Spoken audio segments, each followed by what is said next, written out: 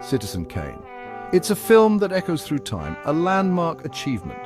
In 1941, a brash young Orson Welles, just 25 years old, unleashed this cinematic thunderbolt on the world.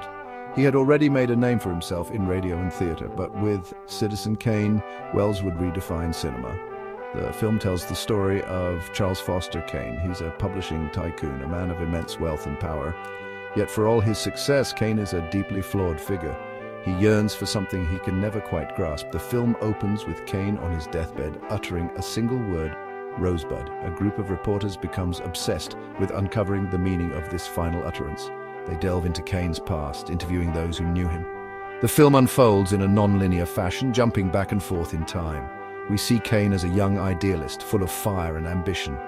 Then, we witness his descent into cynicism and isolation. The story of Charles Foster Kane was heavily inspired by the life of William Randolph Hearst. Hearst, a real-life newspaper magnate, was a figure of immense power and controversy. The parallels between Kane and Hearst were impossible to ignore. This would have serious consequences for the film's release. William Randolph Hearst was not a man to be trifled with. He was furious. How dare this young upstart director portray him in such a negative light? Hearst used all his considerable influence to try and crush Citizen Kane. Newspapers owned by Hearst refused to run ads for the film. There were threats of lawsuits. Hearst even attempted to buy the negative from RKO Pictures and burn it. The campaign of suppression had a real impact. Citizen Kane was a box office disappointment upon its initial release. Audiences stayed away, intimidated by Hearst's attacks. Welles's career, so full of promise, was nearly destroyed before it truly began. He would never again have the same level of creative control over a film. Despite the pressure, Welles refused to compromise his vision. He believed in his film. He knew he had created something special, and he was right. Citizen Kane was revolutionary. It broke all the rules. Welles and his brilliant cinematographer Greg Toland employed groundbreaking techniques that would forever alter the language of cinema. The film made extensive use of deep-focus cinematography. This allowed objects in both the foreground and background to remain in sharp focus. It created a sense of depth and realism that was unheard of at the time.